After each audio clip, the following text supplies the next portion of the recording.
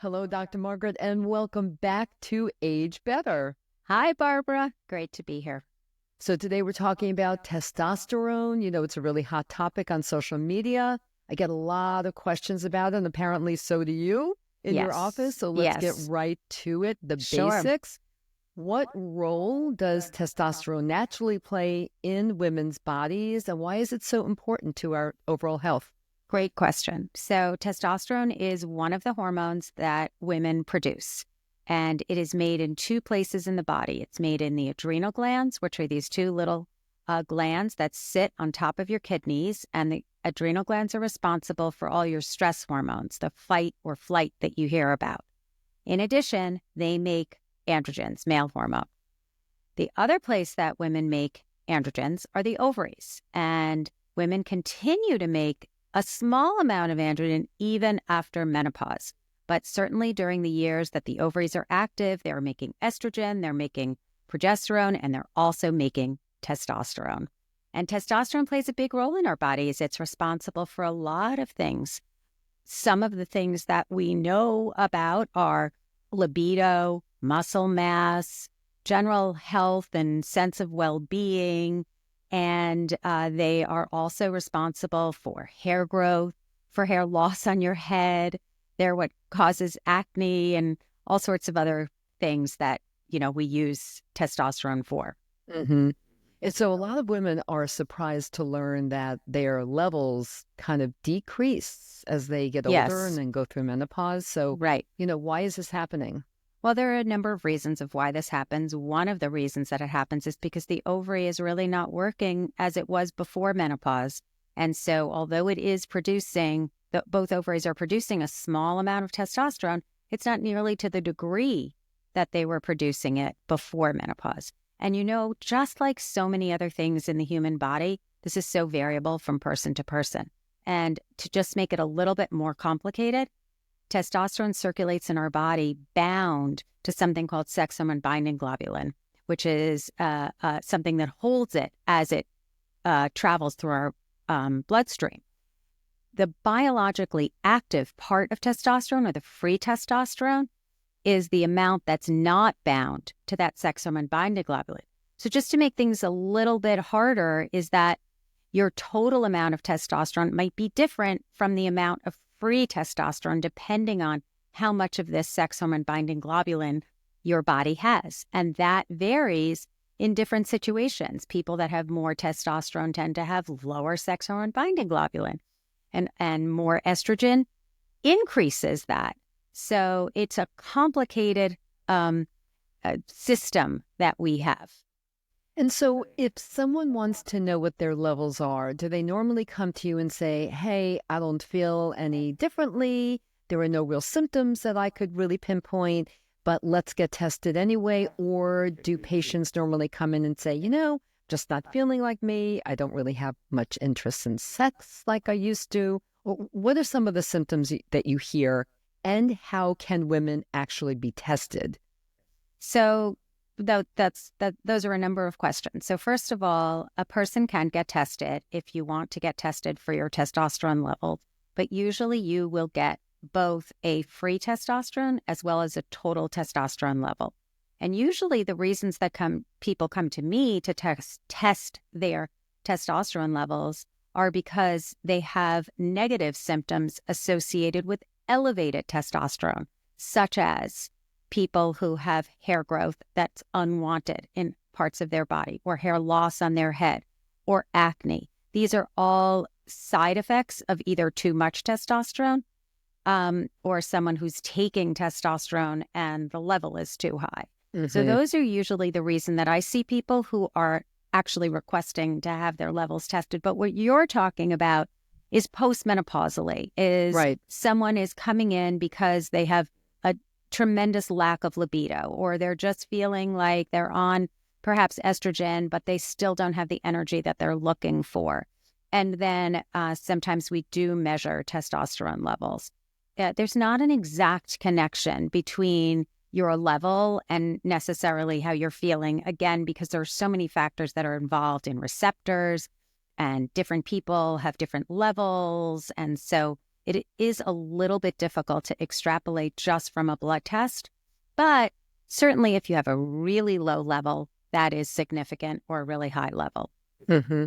There's been a really a big buzz around Yes. testosterone lately. Like I would say in the last year, there are quite a few doctors and menopause specialists who are on social media talking about testosterone and really encouraging women to talk more openly about it and to talk with their doctors about it as well. So, are you hearing more of a buzz from your own patients about testosterone? And why do you think there's an increase in interest in testosterone? That's a great question. I don't know exactly what is causing the increase in testosterone, but one thing I can tell you about testosterone supplements for postmenopausal women is that it right now is not FDA approved. So there is one type, which is an estrogen plus testosterone that's given by mouth, that is FDA approved. But other than that, there's no testosterone supplement, no cream, no gel, no patch that is FDA approved for use in women. There are formulas that are made for men and FDA approved for men that we can use in much, much, much, much, much smaller quantities, but there's nothing FDA approved for women.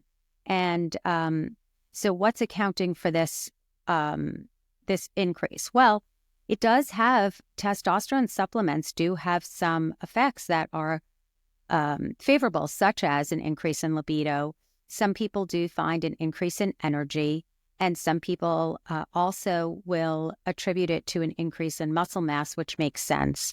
Mm-hmm. So for those reasons, it really can be beneficial. And for the person that has no testosterone or very, very low levels in a postmenopausal state, then it's certainly understandable why they would want to have a small amount of testosterone, which it makes sense. It's reasonable, even though it's not FDA approved. And whenever anyone does get testosterone, it's important to be monitored, to measure how much testosterone you're getting so that you can recognize if the level is getting too high, because those side effects of a high testosterone may come into being, such as hair growth, acne, or hair loss on the head. Mm-hmm. It can also increase cholesterol levels, lipid levels. Oh, interesting. So you also want to keep that level. If you're going to supplement, you just want to supplement to what we call a physiologic level, meaning a normal level, not to supplement someone to have a high level. And I think that's important. So what are some of the different ways that women can take testosterone? And it would be prescribed, but you also mentioned over the counter. So there are different options. So over the counter, there's no testosterone that you can take, but you can take supplements that have similar effects, such as DHEA. There's a formula, there's a product called Restella made by Bonafide that is a supplement that acts like a testosterone. But in order to get testosterone itself, you need to have a prescription. And then that prescription can either be for a formula that is made for men, such as Androgel or Testum, or it can be made in a compounding pharmacy where you put in the dose, the doctor would put in the dose that is recommended, and then the individual would get that and then apply a very, very small amount. Now, testosterone is not well absorbed by mouth. And so the vehicles are either a gel or a cream that is usually applied either behind the knee or on your forearm or on your inner thigh. And so it's really transdermal that it's best to be absorbed or under the tongue. So the way people get now, interestingly, in order to prescribe testosterone, it's actually you need a triplicate prescription. In other words, one, not just a regular one at the pharmacy, but even a specialized one in order to receive it. So it adds an extra element of difficulty for the person who's prescribing the medication. Yeah, that's interesting. I think a lot of women, and I've seen this on social media, and I've also gotten a few emails about this, that they're confused, and some are even angry that it's not FDA approved, that it is FDA approved for men, right? But it isn't FDA approved for women. Right. Always such a lag time. I mean, I guess the assumption is, and please tell me if I'm wrong, is that at some point it will be FDA approved, Well, I think we hopefully. need more randomized clinical controlled studies looking at the efficacy and monitoring the side effects and any of the potential dangers before it will get Mm-hmm. FDA approved. I think we do need more studies on this, but we did a study probably 25 years ago where we used a testosterone patch for patients who were already on estrogen, and we were looking at general sense of well-being as well as libido. And patients at the end of a year or 2 years were given the option of continuing versus not continuing. And those that were on almost unanimously opted to continue, meaning that they certainly liked being on it. So I think, that to me definitely said that it definitely can be appreciated by some. There is, patients who have had their ovaries removed, either because of ovarian tumors or because they have a genetic predisposition to ovarian cancer, or for Mm-hmm. whatever reason, people who don't have ovaries any longer are certainly going to have very low levels of testosterone. And that really may be a very particular group that really benefits from having some testosterone given postmenopausally or after the ovaries are removed. Mm-hmm. You did mention that that group that was studied, they were on HT hormone therapy. Yes. And is that a prerequisite? No, you don't Not like it. always. Does it work better somehow It's with not always, but HT? I think some of those symptoms that you talked about that you asked about in the very beginning, such Mm-hmm. as, a lack of libido, a lack of energy, some of those are remediated by being on, or remedied by being on estrogen, Mm-hmm. which is FDA approved. Right. Obviously, it's not right for every single person, but certainly being on estrogen may help enough. And in other people, they may feel that they still need a tiny, tiny bit of testosterone to add to that. Again, it's not FDA approved, but some people will opt to be on. And I think one of the things to realize is, since it's not FDA approved and it sits in so many situations where relying on a compounding pharmacy to make up the formula, there's a lot of variation that can occur there. It's hard to get the exact dose. Right. So it's a challenge, I would Yeah, say. it sounds like it is. And I know that there are women who are curious to know, what can I expect? Let's say people listening do get Right. tested. Maybe it's a little low. They decide to try it. What is the expectation for how they will feel? Well, some people feel, I would use the word super fantastic. I have to say, there are some people, Really? whose testosterone levels are very low, and it's been a struggle, never really knew that that was the problem. And then they go on testosterone and really appreciate it. They appreciate it for their general sense of well-being, for their energy, for libido. Some people notice fewer headaches when they're on it. It can be a great supplement, but others hate it. Some people have agitation.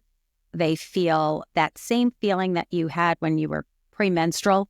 Some people get that feeling. Yep. Some people feel angry. Some people have too much libido. One of my patients told me that she had, and I'm going to quote, sex on the brain all the time. And for some people, they might like that, but for she did not like that. And also, if the level is a little too high, you can have those unwanted side effects that we already talked about: hair loss on the head, hair growth on the body, and acne, or one of the others. So it's very individual. I think that's the answer. I could have given you a really quick answer that would have just been, it's very variable. Some people like it, some people don't, and some people are kind of indifferent. Yeah. And you always say, it's so individualized. I mean, everyone will respond to it differently. Yes. Right? And again, it really matters also your environment. In other words, what is your sex hormone binding globulin? And one of the advantages being on estrogen is that raises the sex hormone binding globulin, which means there's going to be less free testosterone. So that means that there's probably going to be a little bit less of the hair growth or the acne or the hair loss. And then there are other factors of testosterone supplements that we, are not always so aware of, such as the lipid effect, the negative effect on the lipid. So we have to think about that. And, when you look at cardiovascular disease, does it potentially increase in that? So far, the studies don't look as though that's the case, but that is something to look at. In addition, testosterone does get converted into estrogen in the body. It's called aromatization.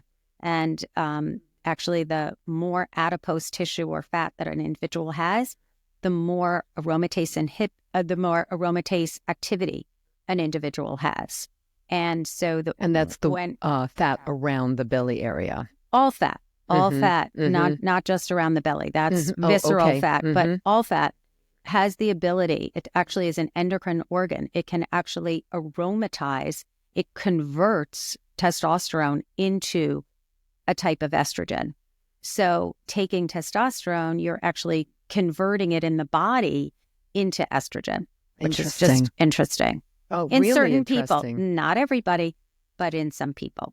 Yes. So I have a question for you, Dr. Margaret. Do you think that every woman should just come in as a matter of course and get tested for testosterone or not? I don't. No. Okay. I really don't. I think that most people who have not had their ovaries taken out have levels that remain in the normal range or normal enough. Remember, the adrenal glands are also making testosterone. So I don't think it's something that everybody has to get. Okay. So testing really is based on symptom, right? And as you said, desire. Some people want to be tested. Right. But in menopause, and sometimes when I am evaluating a new patient in menopause, I will get testosterone levels to see where they are.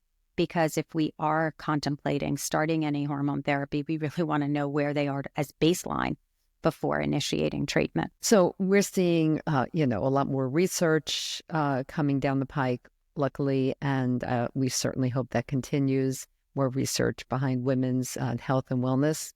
We hope that continues. But do you see anything else coming down the pike that we should be aware of, be looking for?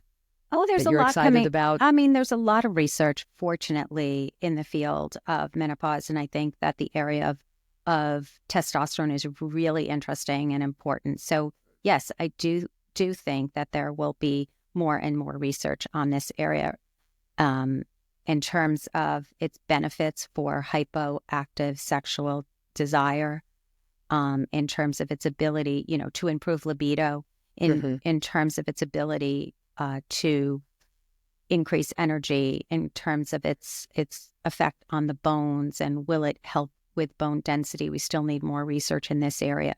So yes, I think there's more research to be had and more research being done. And also, what is the delivery system? Yeah. Is it a patch? Is it a cream? Is it a gel? What is the best way? Is it a lozenger that you put underneath your tongue?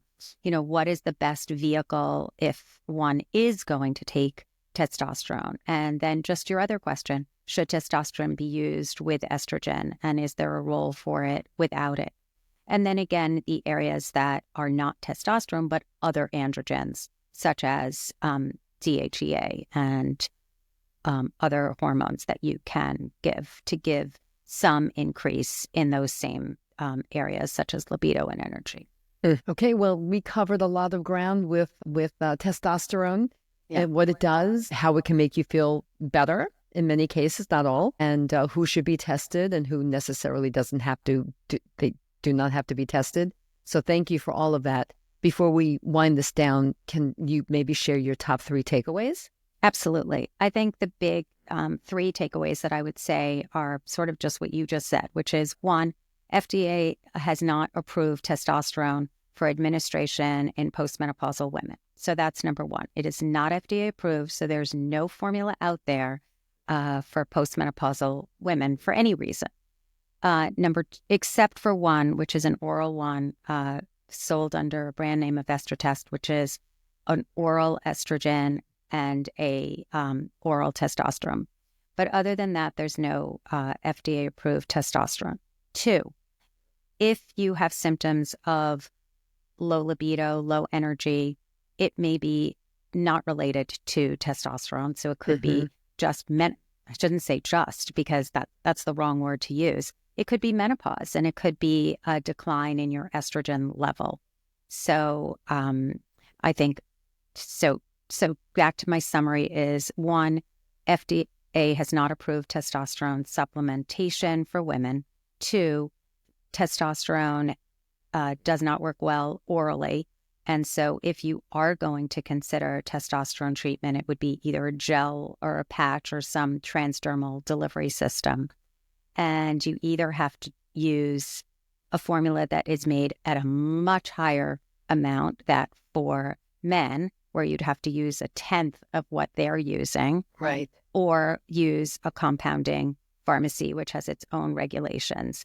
And in some individuals, it may have advantages, such as such as muscle mass improvement, or in improvement in libido and energy. And in other people, it can have some negative effects, such as anger, agitation, hair growth on your body, hair loss on your head, and acne. So, and also an increase in your and lipids and lipid increase. Yep. So I think the bottom line is, we need more studies to be able to evaluate whether testosterone supplements are safe and effective for postmenopausal women. I think that's where we are right now. Thank you so much for that. You're so I know welcome. how busy you are. Thank you. I really appreciate your taking the time out today Always to good talk to us be through here. it.